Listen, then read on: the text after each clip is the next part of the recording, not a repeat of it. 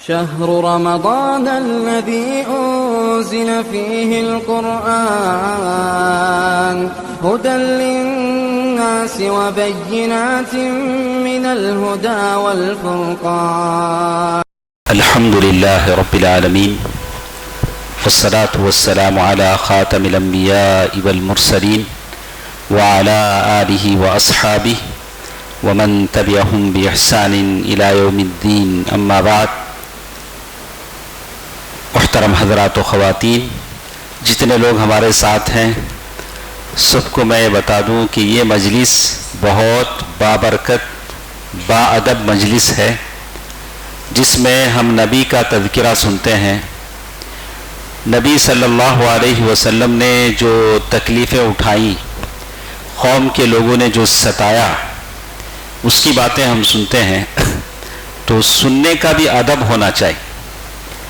تو میں بچوں سے کہوں گا کہ آپ کو ٹیک لگانے کی ضرورت نہیں ہے تو ٹیک نہ لیں، اس لیے کہ ایک حدیث اس سلسلے میں بطور وعید کے آتی ہے کہ قیامت کے قریب ایک آدمی میری باتوں کو ٹیک لگا کر سنے گا.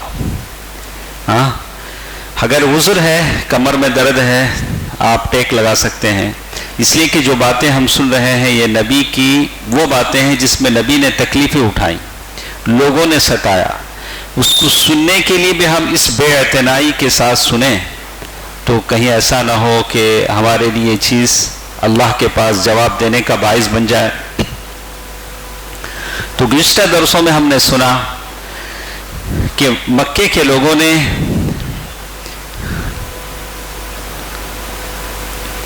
گزشتہ درسوں میں ہمارے ساتھ جو بات تھی کہ مکے کے لوگوں نے جب حج کا موسم آیا تو بولا کہ اب حج کے موسم میں لوگ آئیں گے، نبی کی باتوں کو، محمد صلی اللہ علیہ وسلم کی باتوں کو سنیں گے تو دین پھلے گا پھولے گا، کیسے روکا جائے. تو انہوں نے اپنی سازش اور اپنی منصوبہ بندی کے مطابق ایسا کیا کہ جگہ جگہ راستے میں بیٹھ جائیں اور اللہ کے نبی صلی اللہ علیہ وسلم جب بھی لوگوں کو سمجھانے جائیں تو ہم کہیں گے کہ یہ پاگل ہیں، یہ جادوگر ہیں، دیوانے ہیں. لیکن یہ طریقہ اتنا کارگر نہیں ہوا، مطلب اتنا یوزفل نہیں ہوا. لوگ اللہ کے نبی صلی اللہ علیہ وسلم کی دین سے قریب آتے گئے.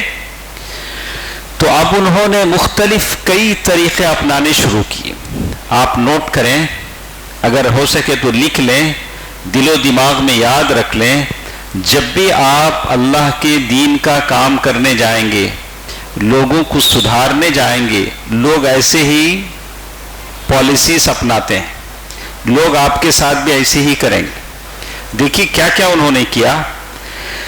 تو اسلام کو ختم کرنے کے لیے ہنسی مذاق کرتے تھے، اللہ کے نبی صلی اللہ علیہ وسلم کی باتوں کو ہنسی مذاق میں اڑاتے تھے، ہنسی مذاق کرتے تھے اور کبھی جھٹلا بھی دیتے تھے. ارے جھوٹی باتیں یہ جو یہ کہتے ہیں، ہنسنا، مذاق کرنا، ٹھٹا کرنا، کنڈل کرنا، موکری، یعنی اس طرح کی ہنسی مذاق کی باتیں کرنا. تو اس سے ان کا مقصد یہ تھا کہ مسلمان بد دل ہو جائے، ان کا دل ٹوٹ جائے اور تہمتوں اور گالیوں کا نشانہ بنایا جائے. تو اسی لیے وہ قرآن کہتا ہے کہ وہ مختلف چیزوں کا سہارا لیتے تھے. جیسے قرآن نے کہا، جیسے وَقَالُوا يَا أَيُّهَا الَّذِي نُزِّلَ عَلَيْهِ الذِّكْرُ إِنَّكَ لَمَجْنُونَ. دیکھا انہوں نے کیا کہا، اے وہ آدمی جو کہتا ہے کہ میرے اوپر نصیحت نازل ہوئی، قرآن اترا ہے، یہ تو یقیناً پاگل ہے.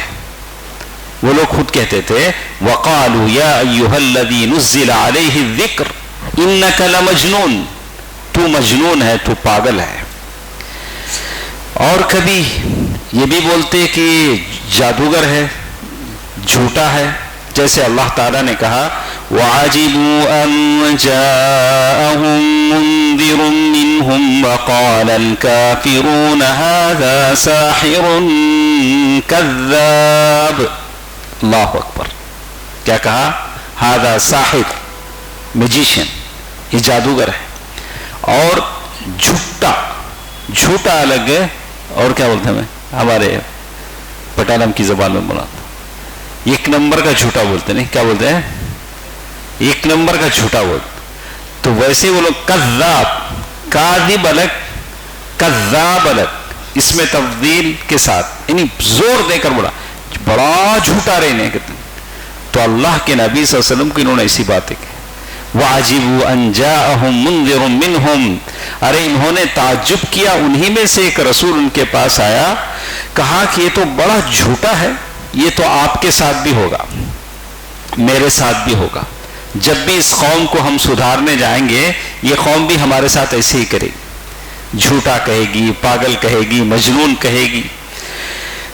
اور اتنا ہی انہوں نے بس نہیں کیا، کبھی گھور گھور کو بھی دیکھتے تھے.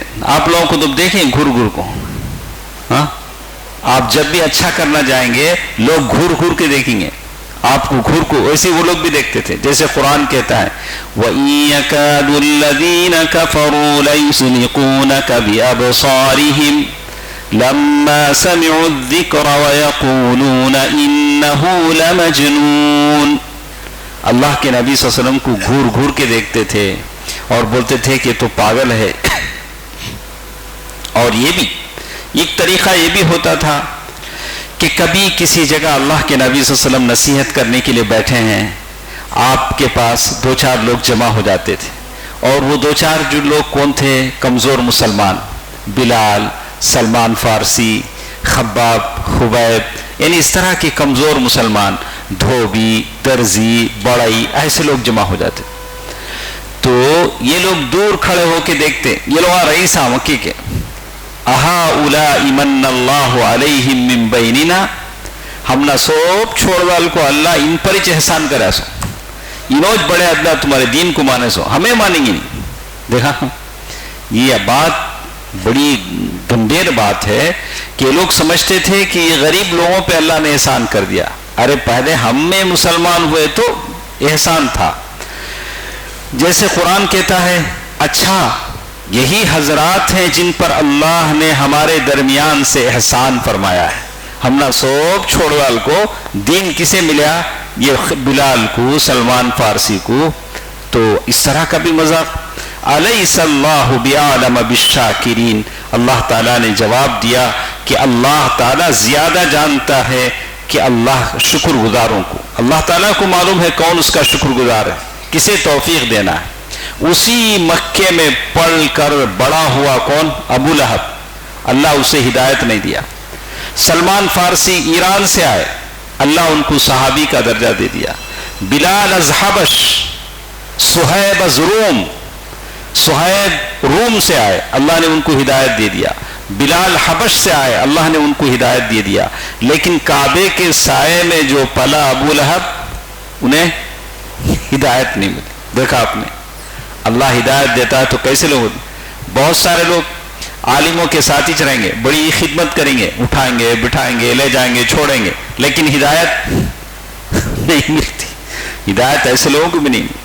ارے اتنا خدمت کرتا ہے، خدمت الگ، ہدایت الگ ہے. خدمت الگ ہے، ہو سکتا ہے کہ اللہ اس خدمت کے بدلے میں اسے ہدایت دے دے، لیکن وہ خدمت کر کے بھی ہدایت نہیں پایا تو بڑا مشکل ہے. اس کے بعد اللہ تعالیٰ نے ایک اور ان کے بارے میں کہا، ان مشرکین کا نقشہ کھینچا، کیسے وہ مذاق کرتے تھے.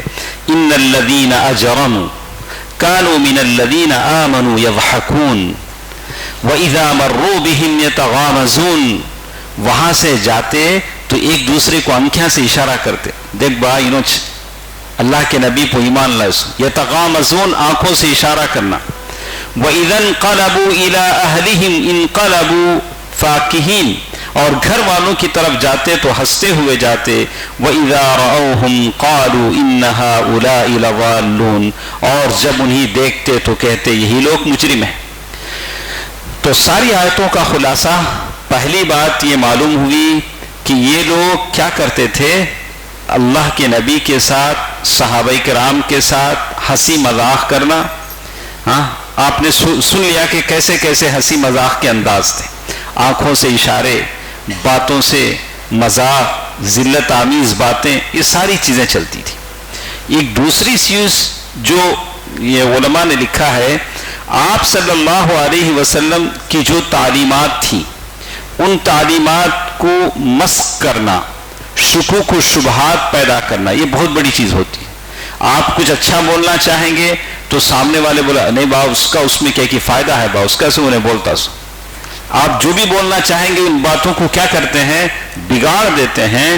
اور یہاں تک کہ آپ صلی اللہ علیہ وسلم کی تعلیمات سے لے کر آپ کی شخصیت، پرسنالٹی پر بھی انہوں نے باتیں کی. اللہ کے نبی صلی اللہ علیہ وسلم کی شخصیت کے تعلق سے بھی باتیں بتائیں تاکہ لوگوں کو اللہ کے نبی صلی اللہ علیہ وسلم کی باتوں پر غور کرنے کا وقت ہی نہ مل سکے. جیسے اللہ تعالیٰ نے قرآن مجید میں کہا اساطیر الاولین کتبها فہی تملی علیہ بکرۃ واصیلا.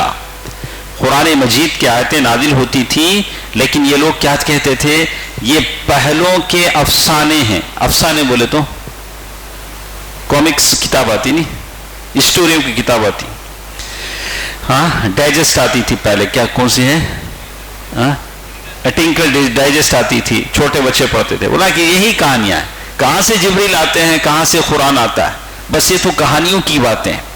اب ربندر ناتھ ٹیگور کے قصے ہیں، اس کی لکھی ہوئی باتیں ہیں. ہاں بولا کہ یہ سب ایسی ہی کہانیاں ہیں، یہ سب کہانیاں ہیں، یہ اللہ کی طرف سے کوئی بات آنے والی نہیں. افسانے اسی کو کہتے ہیں، افسانے ایسے بناتے ہیں. تو انہوں نے ہی بات کہی، یہ پہلوں کے افسانے ہیں جنہوں نے آپ نے لکھوا لیا ہے، یہ آپ پر صبح و شام تلاوت کیے جاتے ہیں. یہ قرآن کی آیتیں نہیں ہیں، جبریل نہیں لاتے ہیں، یہ کہانی قصے ہیں جو اللہ کے نبی صلی اللہ علیہ وسلم آپ پر پڑھتے ہیں. تو بعض لوگ یہی کہتے تھے ان هذا الا افك افتراه واعانه عليه قوم آخرون. یہ تو صرف جھوٹ ہے، اس نے جھوٹ گھڑ لیا ہے اور کچھ دوسروں نے اس کی مدد کی. سب مل کو پلان کے ساتھ یہ جھوٹی باتیں لوگوں کو سناتے ہیں. یہ ساری باتیں قرآن کے بارے میں وہ کہتے تھے. یہاں تک انہوں نے یہ بھی کہا انما يعلمه بشر، ارے یہ تو ان کو آدمی سکھاتا ہے، جبریل تھوڑا نہ آتے ہیں، یہ تو کسی آدمی سے سیکھ کے ہم کو سناتے ہیں. ایک دوسرا اعتراض ان میں یہ بھی تھا ما لهذا الرسول، ما لهذا الرسول، ارے یہ کیسا رسول ہے، یأکل الطعام، کھانا کھاتا ہے، ویمشی فی الاسواق، بازاروں میں گھومتا ہے. رسول بولے تو کیسا رہنا، مولوی صاحب بولے تو کیسا رہنا، کہاں بھی جانا نہیں، انہوں یہ ہوٹل میں چائے پینے بھی نہیں جانا، انہوں بیٹھے رہنا، مرنا سلوا ایسا اترتے رہتا. ایسا ہوتا ہے کیا؟ مولوی صاحب رہو، کون بھی رہو، پیغمبر رہو، انہوں کیا کرنا، کیا تمہیں پیٹ کے واسطے محنت کرنا نہیں کرنا. تو ایسا ان کے پاس نظریہ تھا کہاں بھی نہیں جانا، ان کی ضرورت تھا کیا بھی نہیں رہنا، کھانا بھی نہیں کھانا. جیسے انہوں نے کہا ما لهذا الرسول، یہ کیسا رسول ہے، یاکل الطعام، جو کھانا کھاتا ہے. تو ان کے مائنڈ میں تھا کہ رسول کھانا بھی نہیں کھانا. تو اللہ تعالیٰ نے اس کا جواب دیا، اللہ تعالیٰ نے اس کا جواب دیا. اللہ کے نبی صلی اللہ علیہ وسلم مدینے کے بازاروں میں نکلتے تھے، تجارت کرتے تھے. کیا کرتے تھے؟ تجارت کرتے تھے. مدینے کے بازار میں نکلتے، اونٹوں کی خریداری کرتے، اونٹ خریدتے بیچتے. تو ان کو بڑا تعجب ہوا، ارے یہ کیسا رسول ہے، بازاروں میں جاتا ہے، کھانا کھاتا ہے. تو اس سے پہلے بھی جو رسول تھے انہوں نے بھی شادیاں کی، انہوں نے بھی تجارت کیا. تو یہ دوسری شکل تھی. پہلی شکل کیا تھی؟ اللہ کے نبی صلی اللہ علیہ وسلم کے ساتھ مذاق، ٹھٹا بازی، آنکھوں سے اشارے، زبان سے بولے تو بھی رتی کم رنگا، آنکھیں سے اشارہ کرتے، دیکھو یہ بڑا خراب، یہ اس سے بھی بڑا ڈینجر. تو یہ ساری چیزیں ہوتی تھی. یہ دوسری چیزیں اللہ کے نبی صلی اللہ علیہ وسلم کی تعلیمات کو مسخ کرنا. تیسری چیز ایک اور بھی ہمارے ساتھ تھی جو مکے کے وہ لوگ اللہ کے نبی صلی اللہ علیہ وسلم کی تعلیمات کے مقابلے میں کرتے تھے. تیسری چیز جس کے بارے میں کہا کہ قرآن کے مقابلے میں لوگوں کو قصے سنانا. اللہ کے نبی صلی اللہ علیہ وسلم قرآن کی آیتیں پڑھ کر بول کے جاتے، اتنے میں اورے کو نہ آتا، با انہوں کیا سنائے، با میں سنا تم سنو. انہیں کیا کرتا، وہ رستم، سہراب، اسفندیار، ایران کے کیریکٹرز ہیں. وہ رستم کے بارے میں آپ لوگ سنا رہیں گے، بڑا آیا رستم بولتے تھا، پرانا پہلوان تھا وہ، اسے رستم بولتے تھا. تو اس کے قصے سناتے، سنا کو بولتے ہیں اب محمد سنائے سو اچھا ہے کہ میں سنائے سو اچھا ہے. دیکھا لوگوں کو، جیسے ہم لوگ بعض بچے ہیں جو صحیح دین پر نہیں ہیں، ہمیں پورا سمجھا ڈالے بات، ان کے مولوی صاحب ان کو بٹھا کو پھر سمجھاتے ہیں، واہ وہاں گیا تو وہاں بھی ہو جاتا ہے، میں ہی سنا تو سن کتا ہوں، پھر وہ ایک سناتے ہیں. اب انہیں کشمکش میں مبتلا ہو جاتا ہے، ان کا سنو کہ ان کا سنو، ادھر جاؤں کہ ادھر جاؤں. تو یہاں بھی ایسی ہوتا تھا. تو کہتے ہیں کہ لوگوں میں الجھائے رکھنا. اب مکے میں ایک آدمی تھا نضر بن حارث، اس کا نام کیا تھا؟ نضر بن حارث. تو وہ ایک مرتبہ قریش کے پاس گیا. قریش کے پاس جا کر قریش سے کہا، قریش کے لوگوں تم پر بڑی آفت آ گئی ہے، تم پر بہت بڑی آفت آ گئی ہے. تم جب تک محمد صلی اللہ علیہ وسلم نوجوان تھے تم ان کو کیا بلاتے تھے؟ امین بلاتے تھے. اب جب وہ 40 سال کے ہو گئے، ان کی کن پٹیوں میں سفیدی نظر آنے لگی، انہوں نے اللہ کا دین لایا، تو تم کہہ رہے ہو کہ وہ جادوگر ہے، پاگل ہے، جھوٹے ہیں. ہم نے جادوگروں کو دیکھا، محمد کی بات جادوگر جیسی نہیں. ہم نے دیوانوں کو دیکھا، محمد کی بات دیوانوں جیسی نہیں ہے. ہم نے شاعروں کو دیکھا، محمد صلی اللہ علیہ وسلم کی بات شاعروں جیسی نہیں. تو لوگوں نے کہا کہ اچھا کیا کریں، ہم کیسے نمٹیں، اس کو کیسے روکیں؟ تو وہ کہتے ہیں، تو آخر میں نضر بن حارث نے کہا اچھا میں اس کا علاج کرتا ہوں. وہاں جو بستی تھی ہیرا عیسائیوں کی بستی تھی، مکے سے بہت دور ہیرا گیا، اور جانے کے بعد وہاں کے بادشاہوں کی جو واقعات تھے، جو اسٹوری تھے، اس کو انہوں نے اچھی طرح یاد کر لیا. یاد کرنے کے بعد جیسے میں نے آپ کے سامنے بتایا، رستم ہے، اسفندیار ہے، یہ قصے سیکھے. واپس آ کر اللہ کے نبی صلی اللہ علیہ وسلم کسی جگہ بیٹھ کر اللہ کے بارے میں کہتے، تو پھر یہ اٹھ کر کھڑا ہوتا، اور اٹھ کر کھڑے ہو کر یہ ساری باتیں لوگوں کو سناتا، اور لوگوں سے کہتا کہ محمد کی باتیں اچھی ہیں یا میری باتیں اچھی ہیں. اس کے بعد ایک اور پالیسی ان کی تھی جو آج ہم دیکھ رہے ہیں. آج ہم مسلمانوں کے ساتھ ایسی ہوتا ہے. دیکھیے ابن عباس رضی اللہ تعالیٰ عنہ کی روایت سے یہ بھی معلوم ہوتا ہے کہ نضر بن حارث نے کچھ لونڈیاں خرید کر رکھی تھی. وہ زمانے میں لونڈیاں خریدی جاتی تھے. لونڈیاں جسے کیا بولیں گے؟ سلیوس. مرد بھی ہوتی ہیں، عورت بھی ہوتی ہیں. وہ زمانے میں جنگوں میں خریدی جاتی. اب تو خریدنا، انسان کو خریدنا بیچنا ہے تو منع ہے. وہ زمانے میں خریدی جاتی تھی. وہ لونڈیوں کو، عورت نوکرانیوں کو خرید کے رکھا تھا. کسی آدمی کے بارے میں معلوم ہوتا کہ یہ تھوڑا اسلام کی طرف جا رہا ہے تو اس کے ساتھ ایک دو نوکرانیوں کو لگا دیتا. وہ دو نوکرانیاں اسے بٹھاتی، شراب پلاتی، ناچ گانا اس کے سامنے کرتے، گانے گاتے، یہاں تک کہ وہ آدمی اسلام سے کیا ہو جاتا؟ دور ہو جاتا. دیکھا آج جیسے ہمارے بچوں کے ساتھ ہوتا ہے، پورے نوجوانوں کو فلموں میں، فحش میں، برائی میں، موبائل میں اور بہت سارے اس میں پھنسا کے رکھا جائے تاکہ یہ بچے مسلمان باقی نہ رہیں. وہ زمانے میں لونڈیاں ملتی تھی، لونڈیاں والی، اور ساری لونڈیاں آج موبائل میں ملتی. آپ کو کہیں جانے کی ضرورت نہیں، یہ پورا یونیورسل ہے جو آپ کے موبائل میں ہے. تو کہا کہ یہ نوجوانوں کو ہوشیار رہنا چاہیے. آپ کی سب سے پہلی پریارٹی، اولین ترجیح اسلام ہے. اس سے آپ کو کوئی ہٹا نہ سکے. تو اسی لیے اللہ تعالیٰ نے قرآن مجید میں ارشاد فرمایا، وَمِنَ النَّاسِ مَن يَشْتَرِي لَهْوَ الْحَدِيثِ لِيُضِلَّ عَن سَبِيلِ اللَّهِ. کچھ لوگ ایسے ہیں جو کھیل کی بات خریدتے ہیں. تو آج علماء نے کہا کہ یہ کرکٹ، فٹ بال، یہ سارے کی ساری لہو الحدیث ہیں جس میں ہمارے بچے دن رات ڈوبے رہتے ہیں. نیند میں سے بھی اٹھائیں گے تو اسکور پوچھے گا کتنا اسکور. تو ایسا نشہ چڑھا ہے، ایسا ہوس چڑھا ہے کہ بس اسی میں پاگل ہے.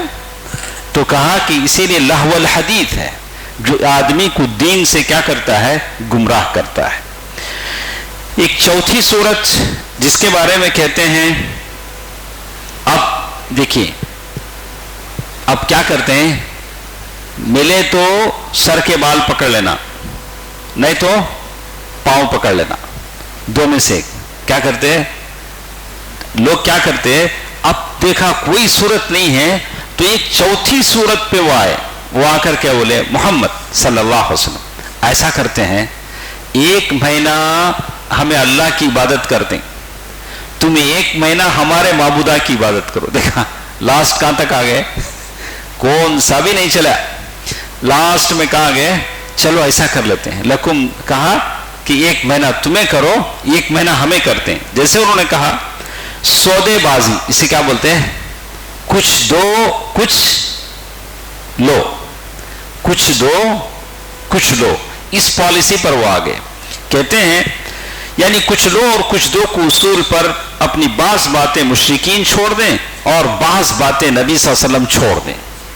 جیسے اللہ تعالیٰ نے قرآن مجید میں کہا وَدُّوا لَوْ تُدْهِنُوا فَيُدْهِنُونَ، وہ چاہتے ہیں کہ آپ ڈھیلے پڑ جائیں تو وہ بھی ڈھیلے پڑ جائیں، آپ اپنے دین میں تھوڑا کمپرومائز کر لیں تو وہ اپنے دین میں تھوڑا کیا کریں گے، کمپرومائز کر لیں گے۔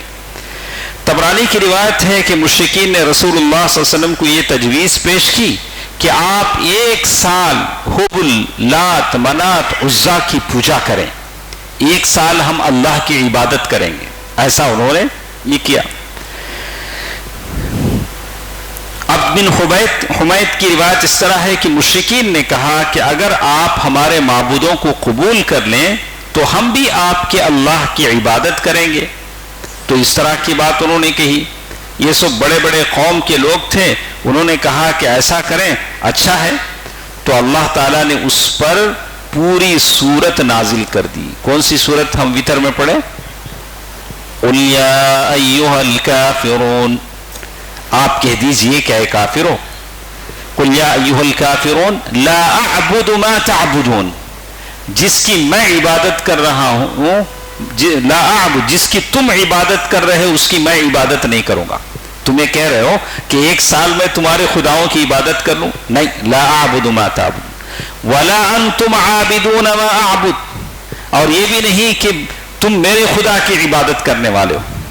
کتنی مرتبہ یہ سورہ آپ سنے ہوں گے، آج کے بعد جب سنیں گے تو آپ کو یہ ساری اسٹوری سمجھ میں آئے گی۔ جب بھی مولانا قاری ابو بکر امین صاحب قُلْ يَا أَيُّهَا الْكَافِرُونَ پڑھیں گے، آپ یہ ضرور یاد کریں گے کہ یہ سورت کس ضمن میں نازل ہوئی تھی، کافروں نے کیا ڈیمانڈ کیا تھا، کیا مطالبہ کیا تھا، اللہ نے کون سی سورت نازل کی، قُلْ يَا أَيُّهَا الْكَافِرُونَ، اے کافروں سن لو، لا اعبد ما تعبدون، تم جس کی عبادت کرتے ہو میں عبادت کرنے والا نہیں۔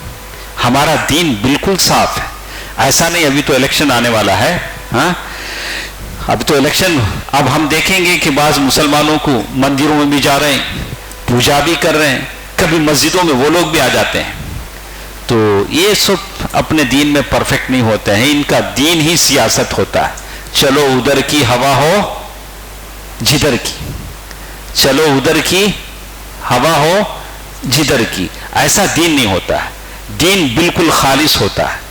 دین میں ایسا نہیں ہوتا کہ ہم ہر ایک چیز کو یہ کر لیں، ایسا نہیں ہوتا۔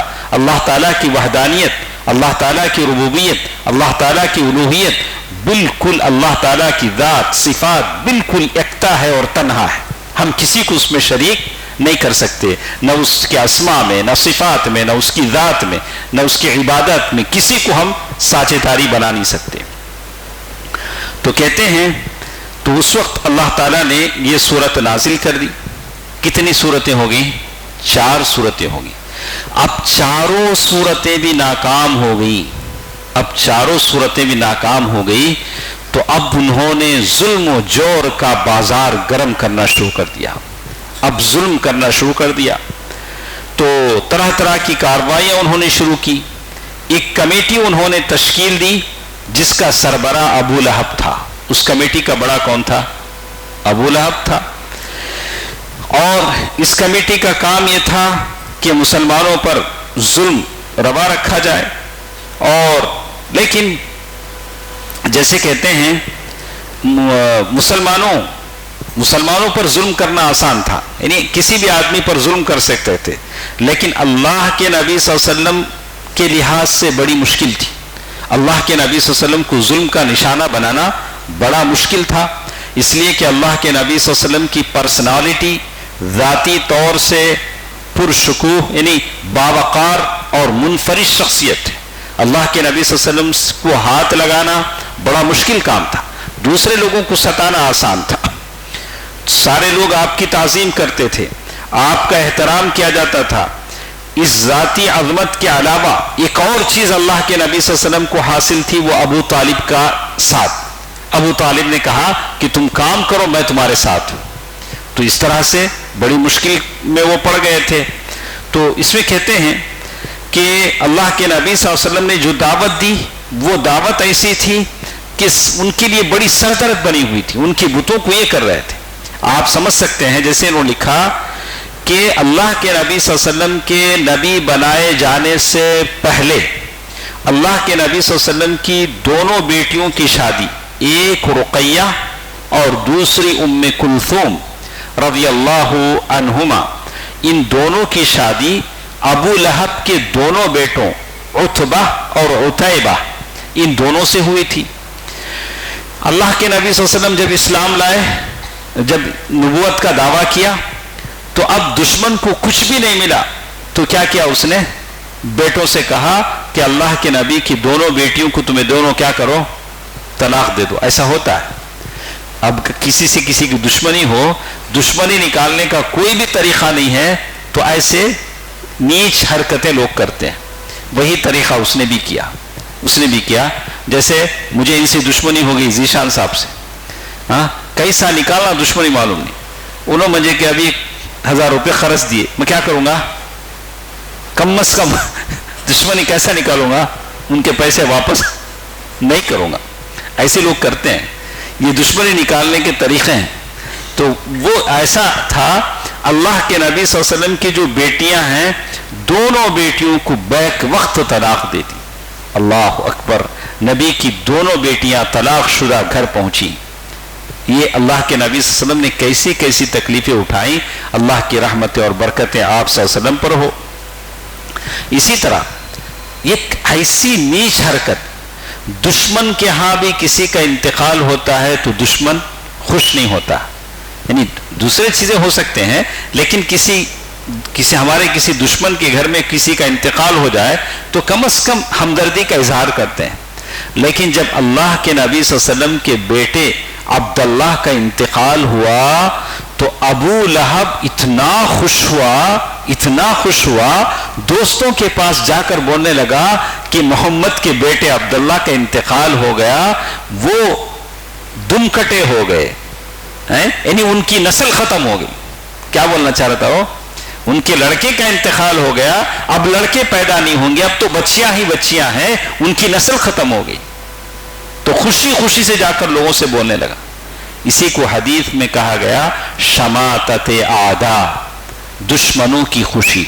آپ دعا مانگے، اللہم انی اعوذ بک، اللہ دعا مانگتے تھے من شماتت الاعداء، دشمنوں کی خوشی سے آپ اللہ سے دعا کریں کہ اللہ ایسا موقع نہ دے کہ میرے دشمن مجھ سے خوش ہو۔ تو یہی بات اس نے کہی کہ آپ نسل بریدہ ہو گئے، یعنی آپ کی نسل ختم ہو گئی۔ تو ہم نے سنا کہ جب بھی ابو لہب اللہ کے نبی صلی اللہ علیہ وسلم کبھی کسی بازار میں جاتے تو پیچھے پیچھے چلتا، بولتا کہ ان کی باتیں مت سنو، یہ جھوٹ بولتے ہیں۔ اتنا ہی نہیں کرتا تھا میرے بھائیوں اور بہنوں، غور سے سنو، روایتوں میں آتا ہے کہ بلکہ اللہ کے نبی صلی اللہ علیہ وسلم پر پتھر بھی مارتا تھا صلی اللہ علیہ وسلم۔ اللہ کے نبی صلی اللہ علیہ وسلم بازاروں میں واز کر رہے ہیں، یہ پیچھے جا کر کیا کر رہا ہے؟ پتھر مار رہا ہے۔ اللہ اکبر، جس سے کیا ہوتا تھا؟ آپ کی ایڑیاں خون سے شرابور ہو جاتی تھی۔ ہم نے طائف کے سفر کے بارے میں سنا کہ آپ کی جوتوں میں خون بھر گیا صلی اللہ علیہ وآلہ وسلم۔ لیکن اس موقع پر دیکھیے کہ اللہ کے نبی دین پھیلا رہے ہیں، مکے کے بازاروں میں، سوق ذوالمجنہ میں، بازار عکاظ میں پیچھے سے پتھر مار رہا ہے کہ ایڑیاں خون سے شرابور ہو گئی۔ دیکھیے ایک آدمی کی دشمنی ہو تو آدمی برداشت کرے، پورا خاندان دشمن بن جائے. ابو لہب کی جورو، ابو لہب کی بیوی جس کا نام کیا تھا؟ ام جمیل. بڑا نام اچھا ہے، ابو لہب کا نام بھی اچھا ہے، ام جمیل خوبصورت کی ماں. ہاں تو نام بڑا اچھا ہے، خوبصورت کی ماں ام جمیل اس کا نام ہے. اصل میں اس کا نام تھا اروا، اروا نام تھا. اس کا جو لقب تھا، جو اس کی کنیت تھی، وہ ام جمیل تھی. یہ حرب بن امیہ کی بیٹی تھی اور ابو سفیان کی بہن تھی. رشتے میں ابو سفیان کی بہن ہوتی تھی. ابو سفیان کی بیوی کا نام کیا تھا؟ ہندا. ہاں یہ ہند یا ہندا. تو کہتے ہیں کہ ابو لہب کی جو بیوی تھی ام جمیل، وہ بھی اللہ کے نبی کی دشمنی میں پیچھے نہیں تھی. بلا ہمارے ابو لہب جیسا کرنا، میں کئی کو پیچھے رہنا. وہ بھی ایک ہاتھ آگے تھی اللہ کے نبی صلی اللہ علیہ وسلم سے. اور اس کے اندر ذری عادتیں تھیں. دروازے پر رات کو کانٹے ڈال دیتی. کیا کرتی؟ رات کو کانٹے ڈال دیتی. خاصی بد زبان اور افطرا پردازی سے کام، یعنی مفسدہ پرواز تھی. نبی صلی اللہ علیہ وسلم کے خلاف بد زبانی کرنا، لمبی چوڑی یعنی بالکل بہتان ترادی کرنا، فتنے کا آگ بھڑکانا، یہ سارے کام وہ کرتی تھی. اسی لیے قرآن نے اسے ایک ٹائٹل دیا، حمالۃ الحطب، لکڑی ڈھونے والی. لکڑی ڈھونے والی کا مطلب کچھ عورتوں کی عادت ہوتی ہے باتوں کو یہاں سے ڈھو کو وہاں اتارتی، پھر وہاں سے ڈھولے کا کو یہاں اتارتی. اسی کام کے لیے تھوڑے لوگ پیدا ہوتے ہیں. ان کا کام ہی کیا؟ ادھر آگ لگا کو ادھر بجھاتے ہیں، ادھر آگ لگا کو ادھر بجھاتے. بلا کہ اسے کیا نام دیا اس نے؟ حمالۃ الحطب.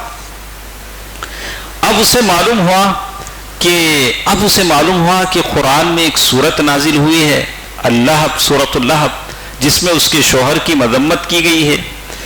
تو بیوی تھی، تلاشتے ہوئے نکلی کہ محمد کہاں ہے صلی اللہ علیہ وسلم. خانہ کعبہ کے پاس مسجد حرام میں اللہ کے نبی صلی اللہ علیہ وسلم ابو بکر صدیق رضی اللہ تعالیٰ عنہ کے ساتھ بیٹھے ہوئے تھے. مٹھی بھر پتھر لے کر آئی. آ کر اس نے پہلے ابو بکر سے پوچھا رضی اللہ عنہ، تمہارا ساتھی کہاں ہے؟ تو اب ظاہر ہے وہ ابو بکر اور اللہ کے نبی ایک ہی ساتھ ہوں گے. تمہارا ساتھی کہاں ہے؟ مجھے معلوم ہوا کہ وہ میری ہجو کرتا ہے. ہجو کے معنی انسلٹ.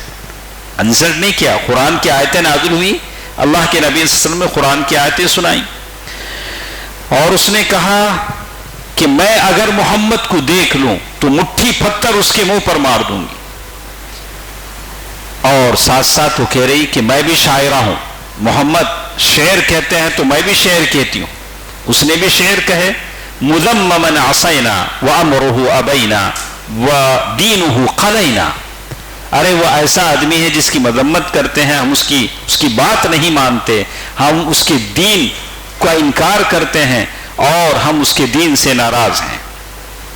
تو ابوبکر صدیق رضی اللہ تعالیٰ عنہ کہتے ہیں کہ اللہ کے نبی صلی اللہ علیہ وسلم بیٹھے ہوئے تھے، بعد ابو بکر تھے. ابو بکر سے باتیں کر رہی، اللہ کے نبی صلی اللہ علیہ وسلم اسے دکھائی نہیں دے رہے. تو ابو بکر نے کہا کہ اللہ کے نبی کیا انہیں تم نے دیکھتی نہیں کی؟ اسے دکھتا نہیں ہے. اللہ نے پردہ ڈال دیا تھا. بازو اللہ کے نبی بیٹھے ہوئے تھے لیکن اسے نظر نہیں آ رہا تھا. تو ابو بکر صدیق رضی اللہ عنہ نے پوچھا، اللہ کے نبی صلی اللہ علیہ وسلم سے پوچھا کہ اس نے مجھے نہیں دیکھا، کیا اس نے آپ کو دیکھا نہیں؟ تو آپ صلی اللہ علیہ وسلم نے فرمایا کہ اس نے مجھے نہیں دیکھا، اللہ نے اس کی نگاہ پکڑ لی. اللہ تعالیٰ نے اس کی نگاہ پکڑ لی، اس نے آپ صلی اللہ علیہ وسلم کو نہیں دیکھا. تو کہتے ہیں کہ ابو لہب یہ ساری حرکتیں کرتا تھا، لیکن ساتھ ساتھ میں وہ اللہ کے نبی صلی اللہ علیہ وسلم کا پڑوسی بھی تھا. وہ کیا تھا؟ اللہ کے نبی صلی اللہ علیہ وسلم کا پڑوسی بھی تھا. ہمیشہ یاد رکھیے، آدمی اپنے پڑوسیوں سے بہت ساری امیدیں لگائے رکھتا ہے. کبھی بھی کیا بھی ایمرجنسی ہو جائے کیا کریں گے آپ؟ بازو گھر والا آئے گا، ہاں 2-4 گھر والے آئیں گے. اسی لیے اللہ کے نبی صلی اللہ علیہ وسلم نے کہا کہ وہ شخص مسلمان نہیں ہے جو پیٹ بھر کھا کر سو جائے، اس کا پڑوسی کیا ہو؟ بھوکا. تو اللہ کے نبی صلی اللہ علیہ وسلم سے پوچھا لوگوں نے، اللہ کے نبی ہم کس کا زیادہ خیر خواہ کریں؟ اللہ کے نبی نے فرمایا کہ جس کی چوکھٹ تمہارے سب سے زیادہ قریب ہے اس کے ساتھ تم زیادہ اچھا کرو۔ ہم لوگ کیا کرتے ہیں، گاؤں گلی سب سے اچھے رہتے ہیں، بازو گھر والے سے ہماری دشمنی رہتی، بچے لڑ لیتے ہیں کیا کیا، لیکن پورا ہمارا عتاب کا نازل ہوتا، بازو گھر والے پہ نازل ہوتا۔ حالانکہ اچھا کس کے ساتھ رہنا ہے؟ بازو گھر والے۔ آپ کہیں باہر رہیں گے، کچھ بھی ہو جائے، آپ کی بیوی بچوں کو بچانے کے لیے پڑوسی تو آئے گا۔ اگر پڑوسی کے ساتھ آپ کا سلوک اچھا نہیں ہے تو مطلب یہ کہ کسی کے ساتھ آپ کا تعلق اچھا نہیں۔ تو یہ ابو لہب اتنی ساری حرکتیں کرتا تھا لیکن وہ آپ کا پڑوسی تھا۔ تو کہتے ہیں کہ آپ کا چچا تھا اور اس کا گھر آپ کے گھر سے لگا ہوا تھا۔ تو ابن اسحاق کہتے ہیں کہ رسول اللہ صلی اللہ علیہ وسلم کو گھر کے اطراف جو لوگ ستانے والے تھے، گھر کے اطراف جو لوگ، ان میں سے کون کون تھے؟ ابو لہب، حکم بن العاص، امیہ، عقبہ بن ابی معیط، عدی بن حمرہ، یہ سارے لوگ تھے، آپ کے پڑوسی تھے، اور ان میں سے کوئی مسلمان تو نہیں ہوا لیکن آپ کو مستقل ستاتے تھے۔ کیسا ستاتے تھے؟ دیکھیے، کہتے ہیں آپ نماز پڑھتے تو کوئی شخص بکری کی جو بچہ دانی ہوتی وہ لا کر اللہ کے نبی صلی اللہ علیہ وسلم کو اس طرح پھینکتا کہ وہ آپ پر گرتی تھی، یعنی دور سے اٹھا کے اللہ کے نبی صلی اللہ علیہ وسلم جب سجدے میں جاتے تو بالکل وہاں پھینک دیتا تھا۔ اس سے بھی بڑھ کر دیکھیں، کم از کم آدمی کی کوشش یہ ہوتی ہے کہ لوگ مجھے ستائیں میں برداشت کر لوں، اللہ کے نبی صلی اللہ علیہ وسلم کے بچوں کے لیے، بچیاں چھوٹی تھیں، فاطمہ، رقیہ، ام کلثوم، بچوں کے لیے کھانا بن رہا ہوتا تھا چولہے پہ، زور سے ایسا پھینکتے کہ ہانڈی کو لگ کر ہانڈی الٹ جاتی۔ دیکھا آپ، یہ صرف اللہ کے نبی ہی کو نہیں ستاتے تھے، نبی کے گھر کا کھانا بھی الٹ دیتے تھے صلی اللہ علیہ وآلہ وسلم۔ دیکھا آپ نے، دیکھیں وہ کہتے ہیں کہ یہ بچہ دانی اس طرح پھینکتے سیدھے ہانڈی میں جا گرتی۔ آپ نے مجبور ہو کر ایک گھروندہ بنا لیا تاکہ نماز پڑھتے ہوئے ان سے بچ سکے۔ نہ آپ کی ذات محفوظ تھی، نہ گھر کا کھانا ان سے بچتا تھا، ساری چیزیں انہوں نے کر دی تھی۔ تو کہتے ہیں بہرحال جب آپ پر یہ گندگی پھینکی جاتی تو آپ اسے لکڑی پر لے کر نکلتے اور سارے محلے والوں سے، آس پاس لوگوں سے پوچھتے، اے بنی عبد مناف، یہ کیسی ہمسائیگی ہے؟ تمہیں میرے ہمسائے ہیں، یہ کیا آپ لوگ کر رہے ہیں؟ اللہ کے نبی صلی اللہ علیہ وسلم پوچھتے۔ عقبہ بن ابی معیط، اس کا ایک واقعہ انہوں نے نقل کیا ہے۔ عقبہ بن ابی معیط نے اللہ کے نبی صلی اللہ علیہ وسلم کے ساتھ کیسے کیا، اللہ کے نبی صلی اللہ علیہ وسلم نے کیسے اس کے حق میں بد دعا دی۔ جن لوگوں نے بد دعا لیا کوئی ان میں سے کوئی بھی محفوظ نہیں رہ سکا۔ تو یہ حرکت انشاءاللہ کل کے درس میں ہم سنتے ہیں، عقبہ بن ابی معیط نے اللہ کے نبی صلی اللہ علیہ وسلم کے ساتھ کیسا سلوک کیا۔ دوستو، عزیزو، ماں اور بہنوں، یہ سیرت ہے جو ہم سنتے ہیں۔ اللہ کے نبی صلی اللہ علیہ وسلم نے کتنی محنتوں، تکلیفوں سے یہ دین ہم تک پہنچایا ہے، یہ دین ہم تک پہنچا ہے۔ ہم بس کچھ باتیں سنتے تھے لیکن اسے اب تفصیل سے اگر پڑھتے ہیں تو معلوم پڑتا ہے کہ اللہ کے نبی صلی اللہ علیہ وسلم کی سارے خاندان نے تکلیفیں اٹھائیں، آپ کی بچیوں نے تکلیفیں اٹھائیں، بھوکی رہیں، آپ کے رات کو تکلیف ہوئی۔ یہ ساری تکلیفیں صرف اس لیے کہ آپ راحت پائیں، اللہ کی جہنم سے بچ جائیں۔ اللہ کے نبی صلی اللہ علیہ وسلم دنیا میں جو تکلیفیں اٹھائیں وہ تو ہے، لیکن صحابی نے پوچھا، اللہ کے نبی جب ہم حشر میں چلے جائیں گے، وہاں ہم پریشان ہو جائیں گے تو آپ کہاں ملیں گے؟ حشر میں آپ کہاں ملیں گے؟ تو کہا کہ میں پل صراط پہ رہوں گا، جب تم پیاسے ہو جاؤ گے تو حوض کوثر پہ رہوں گا، وہاں بھی اللہ کے نبی صلی اللہ علیہ وسلم ہمارا ساتھ دیں گے۔ لیکن ان لوگوں کے لیے جو اللہ کے نبی کے طریقے کو اپناتے ہیں، آپ بھی جب دین کا کام کرنا چاہیں گے لوگ آپ کو ایسے ہی ستائیں گے، ایسے ہی برداشت کریں گے، سیم ریپیٹ ہوگا۔ آپ اللہ کے نبی کو یاد کریں، جو کچھ میں برداشت کر رہا ہوں وہ بہت کم ہے، میرے نبی نے مجھ سے زیادہ برداشت کیا ہے صلی اللہ علیہ وآلہ وسلم۔ زیادہ سے زیادہ درود پڑھیں، ان احسانوں کو یاد کریں، زیادہ سے زیادہ درود پڑھیں تاکہ کل حشر میں اللہ کے نبی صلی اللہ علیہ وسلم کے ہاتھوں حوض کوثر کا پانی مجھے اور آپ کو نصیب ہو. آمین. صلی اللہ علی نبینا محمد وعلی آلہ وصحبہ اجمعین برحمتک یا ارحم الراحمین والحمد للہ رب العالمین والسلام علیکم ورحمۃ اللہ وبرکاتہ.